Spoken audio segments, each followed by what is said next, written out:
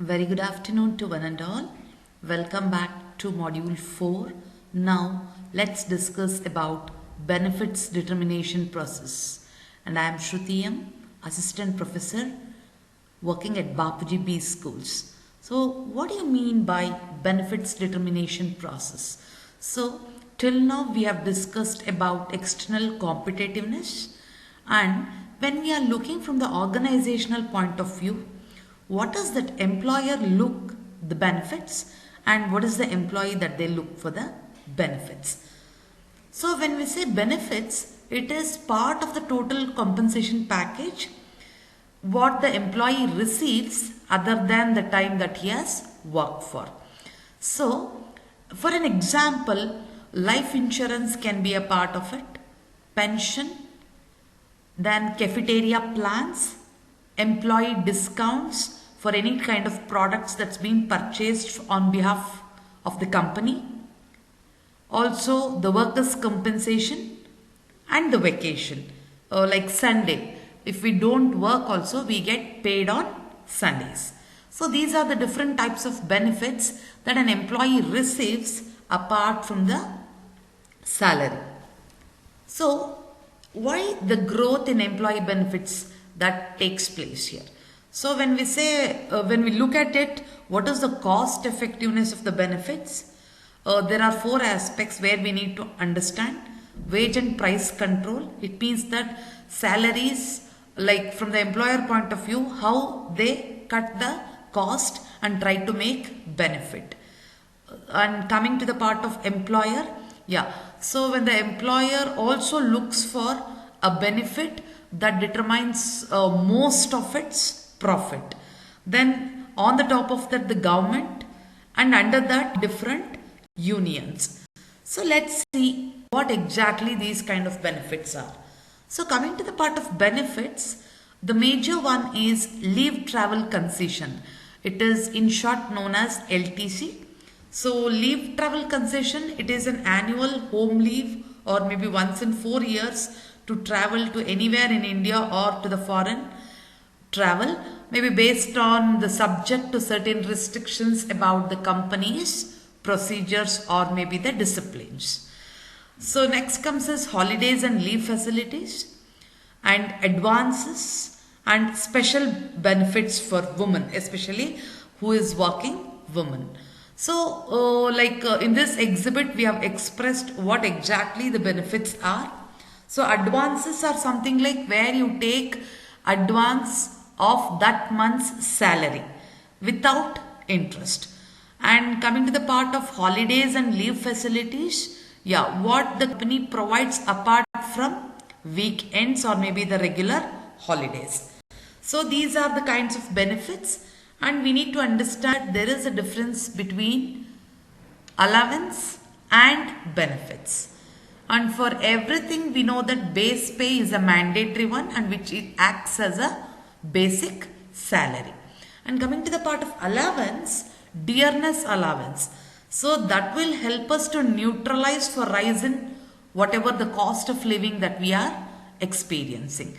So as explained in the text, the basis for neutralization varies between civil service and private or corporate sector. It means that based on the base pay, the government will give some percentage to decide on its own organization's decision to give DA. So it always differs from private sector and public sector.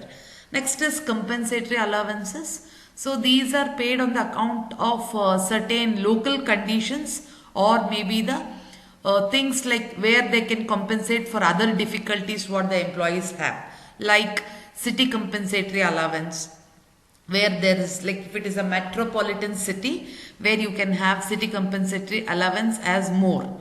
Next, hill area allowance, special compensatory allowance, where something like a remote place, and the next one is island allowance, tribal area allowance, hard area allowance, bad climate, dust allowance, milk allowance. So the explanations are given in the next part. But the thing is, what these kind of allowances, they may not be applicable only to India. These are the things that are being applicable in other countries. So based on this, where we need to understand that what is the difference between the benefit and allowance. So next part is like how the value of the employee benefits should be. So when we look from the employee's point of view, accept benefits as a part of their compensation, they need to look or maybe work in a very well cultured manner and try to contribute the best to the organization.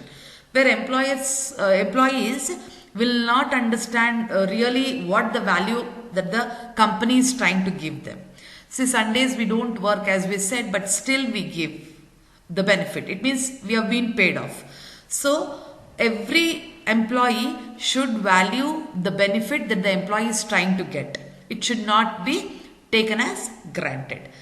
And always the majority of the employees, what they does is they take the benefits as a kind of granted. And you cannot list all the benefits that you receive. There are different organization gives the different type of benefits to the people. So you cannot compare. So whenever we are trying to work in the organization where we are, we need to contribute our best and make sure that our benefits are valued. Also, we have certain preferences where what type of benefits that we want. Even if your contribution or if your values are good in the organization, it means that where it can be considered as a good part based on what you want. So when you see this exhibit here, ranking of employee benefits. So first, when we try to rank here, 1, 2, 3, 4, 1 being the least and 4 being the highest. So medical benefits, right? Pension, right? Paid off vacation and holidays, sickness, dental, long-term disability, life insurance. So when you say dental, it is not applicable to everyone. So why? Because this kind of benefits, it means that whenever the person has some tooth problem, at that time they use that opportunity or maybe they use that kind of benefit. So based on this, people act as something like based on their rankings, whatever the kind of benefit that they are trying to get. And we need to note that here where if it is marked as X in the exhibit, where it is not rated in this study. Moving on, there are some key issues which we need to understand in planning, designing and administrating the benefits. So when you say planning, yeah, basically without any planning process, the success doesn't come. So that's why we need to understand that planning is very important in understanding what kind of benefit should be provided to the organization, employees. So when you look from the employer point of view, always employer looks for more kind of profit to the organization. But when you look from the employee point of view, always employee look for the better salary, the best salary or maybe the best benefits. So let's try to understand how this benefits planning process helps and it helps to design the issues. So it will help us to determine to attract good employees. Basically, any employer who pays well, or we call them as who is a paymaster, they can attract good employees to the organization.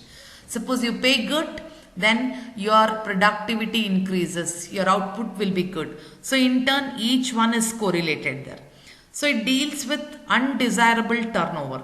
Whenever if the employer hires a very good employee with a very good pay structure, then it is understood that the turnover will be less. So in the case of turnover, where employee leaves gets into the organization and leaves the organization in a very short span of time. So at that time, the company faces a problems. So then the turnover will result in a bad image or maybe a bad productivity. So that's why it is not that good to have a turnover. To avoid that, you need to plan to give a good benefits to the employees. So next is integrating the benefits with other compensation components like maybe bonus, stock option plans.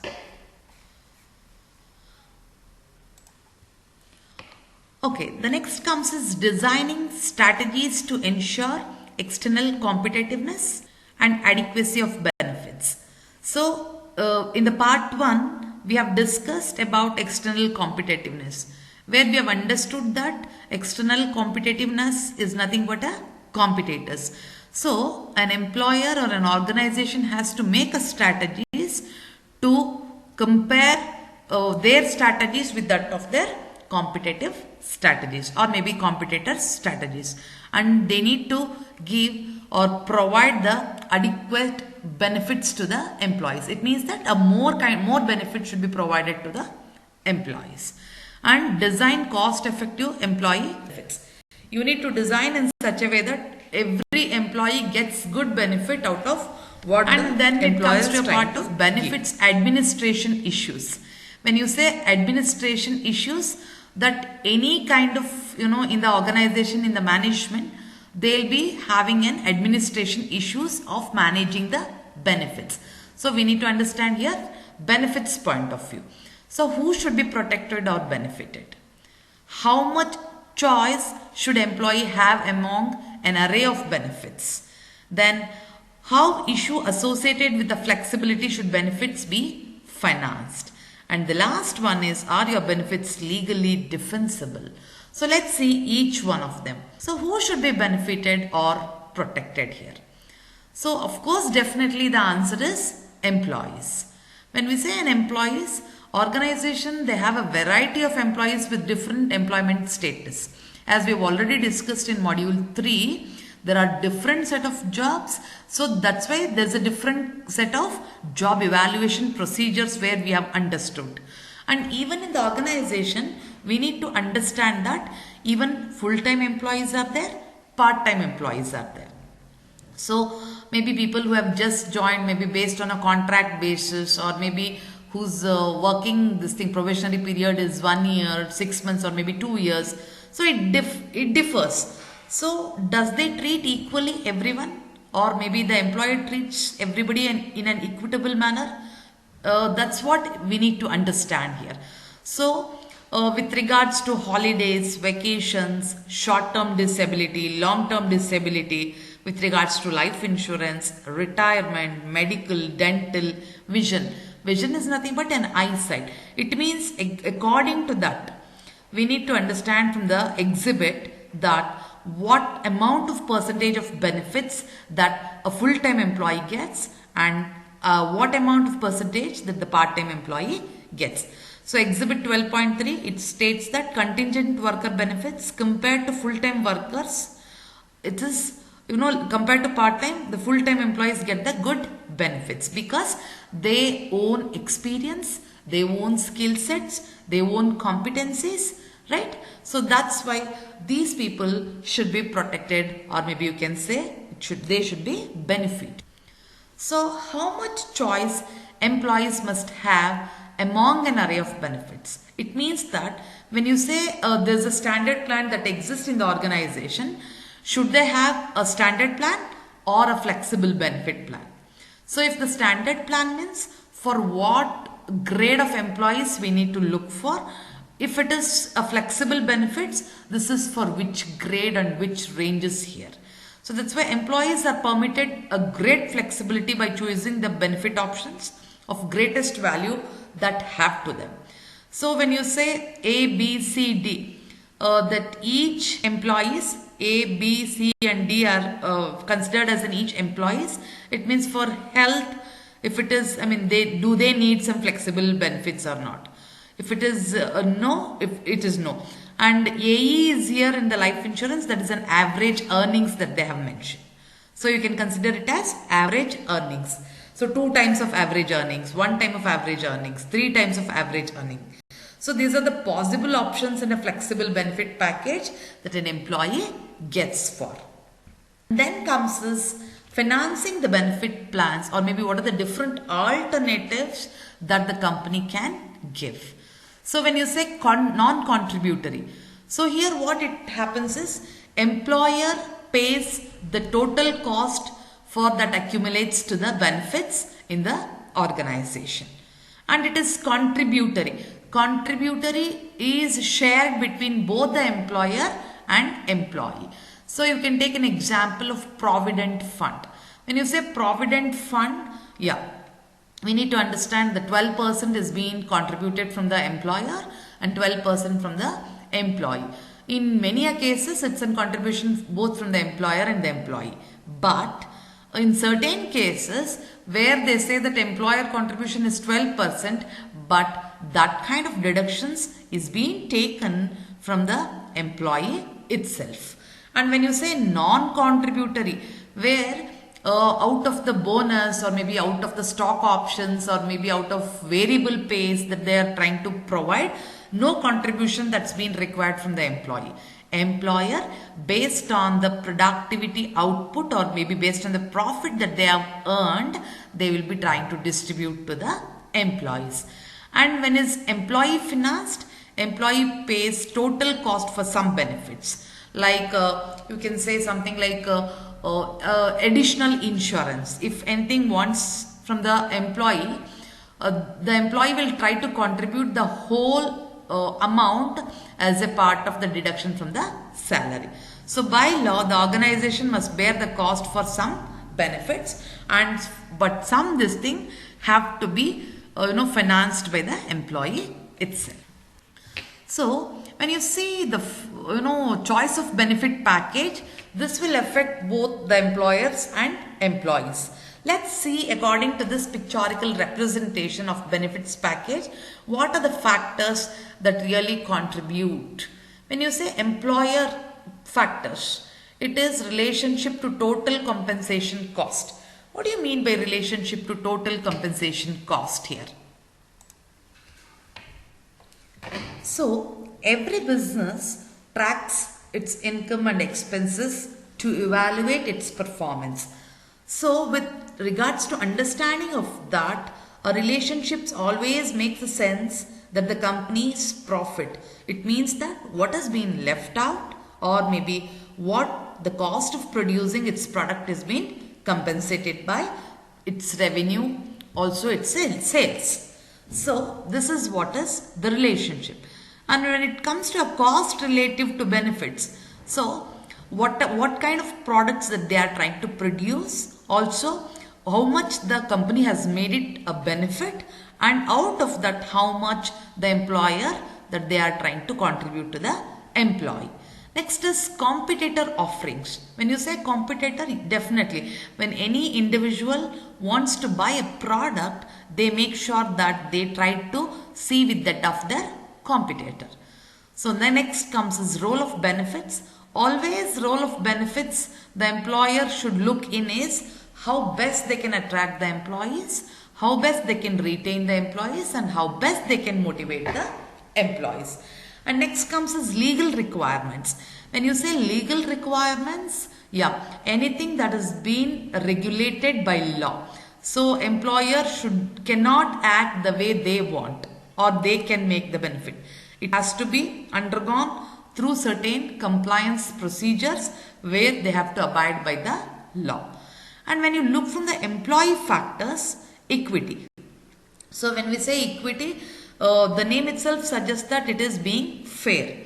But historically and the relationship to what really others receive. Employee sees the benefit from the equity point of view. Then based on the personal needs like irrespective of age, sex, marital status and the number of dependents, the employee look for a benefit. So that's why this is what the pictorial representation of the factors influencing the choice of benefit package. Then next comes is administrating. So administrating is having a monitoring. So every aspect we need to understand that after having all kinds of programs, so there should be something which should be watched on, and based on that we need to evaluate what is right or what is wrong. So we need to communicate about the benefits program clearly to the employees when they have been hired or maybe when they have been recruited.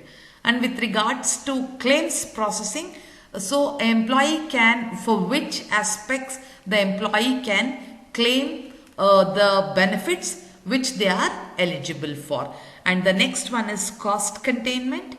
So with regards to cost containment, as we told, always company looks for saving something. So it looks for its expenses. So business practice is something like of maintaining the expenses what they have. Together total expenditure, also what is the total profit that what they have got. So among this there are some trends that are being related to the cost containment. So as we discussed in the previous slides that part-time employees are totally different compared to the full-time employees. When you say probationary period, it's in part-time. So the trends that we can see here in reducing the benefit program to what kind of employees, maybe people who are working for probationary period, and where they can give less benefits to the employees, or maybe they are certain limited. So anything is there, we need to understand that there should be a ceiling limit for everything. Though you have a choice of everything, but according to that, without the ceiling limit, the benefits also can't be extended. Then the co-pay. Co-pay is something like a cutout pay, where we need to understand the requirement of the employees that are being a fixed or maybe a percentage of certain amount to be covered under, as I told you, the ceiling limit. And by having all these kind of things, even employees can retain back by providing the sufficient benefits to the employees. Then the last subtopic of this module is legally required benefits. When you say legally required, the name itself says that it has been complied by law. So virtually we need to understand every employee who has been benefited is somehow affected by statutory or maybe the common law. So which we need to understand, maybe tax impositions, right? Nobody nobody in this process can be excluded here. So that's why people who earn as per the tax slabs, they are eligible and they need to pay the tax. So we know that for every individual who is working, a professional tax is 200 rupees. It's a common irrespective of your packages. And in this section, the primary focus is on benefits that are required by the statutory law. That is workers' compensation. It means on what basis the workers are being compensated, how the socially they are being secured, and how they can be how they can be having an unemployment of compensation. So this is what the legally required benefit is about. So you have different categorization of employer's benefit. So when you say first one is legally required payment, it means that whatever the employers are only sharing, that has been mentioned here. And coming to the second part, we need to understand what is the retirement and saving plan payments. These are different categories where employers make as a benefit this thing. So if what type of benefits that you are getting means, you need to understand whether it belongs to your savings or during the retirement, or it is a legally required payment, or maybe if it's a life insurance and death benefits, or maybe it's a medical benefits, or maybe it is something like a paid rest periods, or maybe something like a concession for other kind of benefits, or maybe payments of time not worked for, or it might be a miscellaneous. Thank you.